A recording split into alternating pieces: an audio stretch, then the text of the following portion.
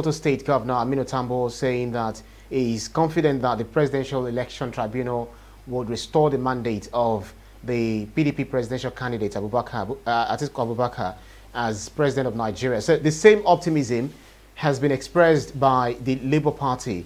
Are they seeing something we aren't seeing, BKO? Perhaps. I would even be more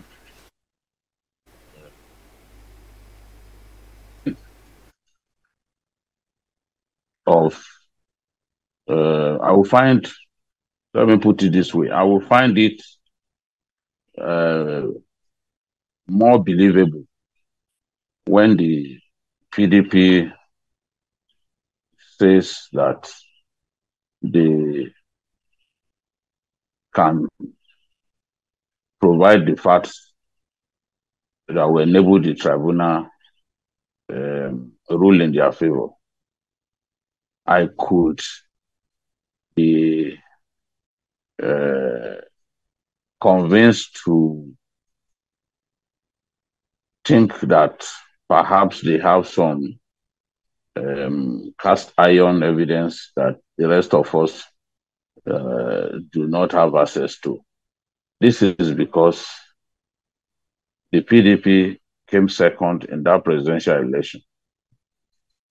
The PDP had greater spread in that presidential election, although just like the Labour Party, it did not score 25% in 24 states. But because it came second and won more states,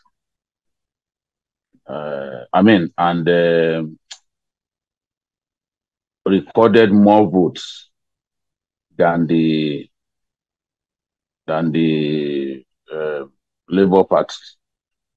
I want to believe that if there should be any party challenging vigorously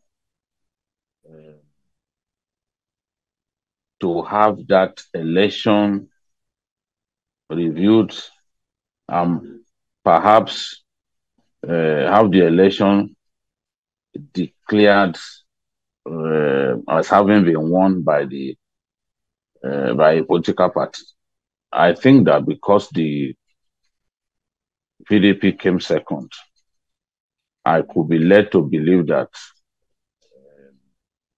they stand a much better chance than any other party. Labour Party coming third and laying claim to coming first is unheard of. I've never had that this sort of thing happened. And it will be the eighth wonder of the world if tribunal were to rule in Labour Party's favor. There are different reliefs that the parties are seeking. Perhaps one or two of those reliefs will go the way of Labour Party, for example. But how the tribunal would jump over the party that came second and then declare that the one that came third was the winner of the election is something that I am eager to see. Miracles still happen in our world. And Don Williams sang the song that miracles, that's what life is about. I am eagerly waiting for how they intend to do it. But as you can see, they appear confident, they appear determined. And when Tambua says that Atiku is the next president,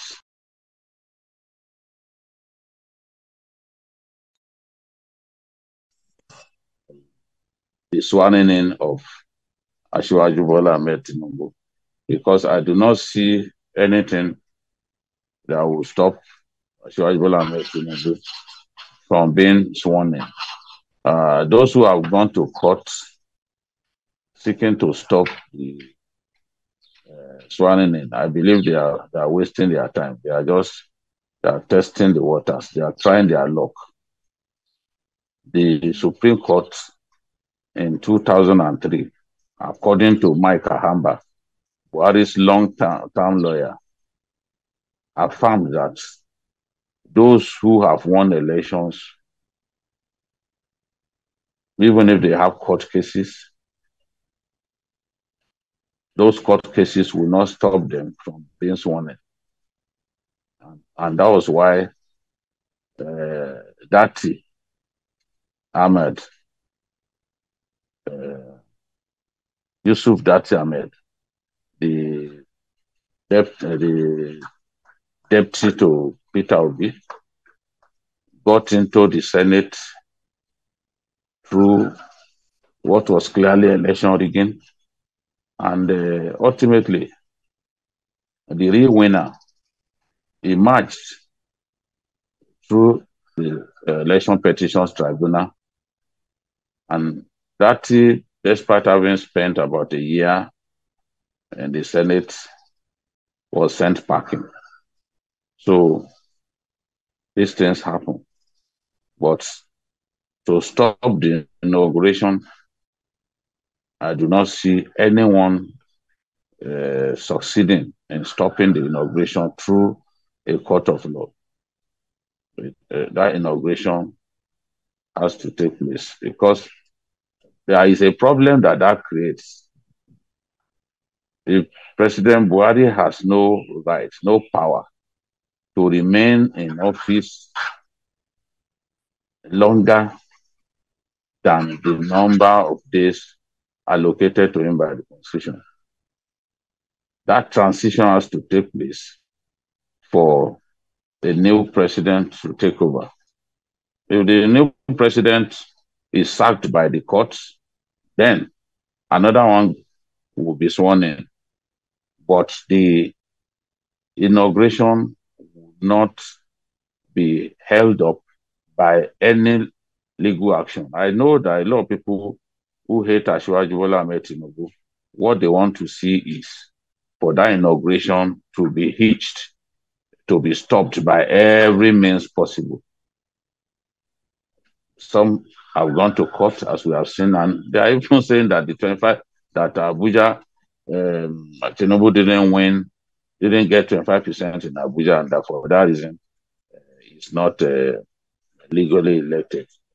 That too has said this, that it will be illegal to swear in, citing a number of reasons, including the fact that I did not score 25% in Abuja. Arguing stridently, as some people are doing, that you must score 65% in Abuja, 25% in Abuja to be elected president of our country, is the most ridiculous argument I've seen in all my years as a journalist. Because what that says to people is that Abuja is superior to other states in our country.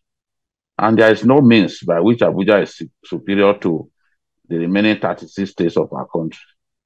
If you are insisting that somebody must score 24% before he can be elected president, you are saying that even if a person scores 25% in all of the states, but fails to score 25% in Abuja, then it's not electable. It's extremely asinine, it's extremely ridiculous, and I'm ashamed of lawyers who are making this argument, because the illogic behind this argument is confounding. It is there for everyone to see. That you are saying that no matter what happens, even if you score 25% in all the 36 states, if you do not score 25 in Abuja, you cannot be elected. It's extremely ridiculous, and I'm actually ashamed that this is the level to which people have taken these post-election arguments. Abuja is not superior to any state in Nigeria. The people who live in Abuja, they don't have 2 heads. They don't have 3 heads. They don't have double genitalia. They are just like the rest of us.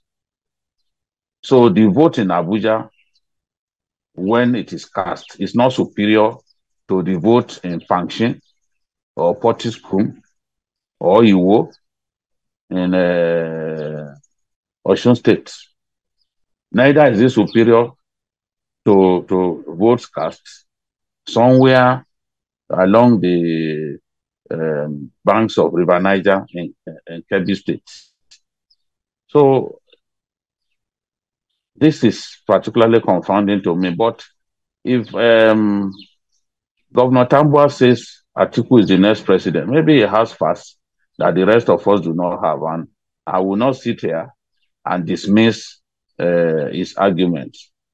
Let them present the facts before the courts, and let us see the decision that the courts will give. And I expect everyone who has had the courage to approach the tribunal to be patient and wait for the tribunal to make its decision.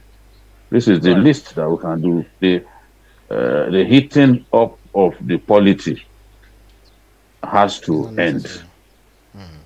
Let's focus on substantive matters.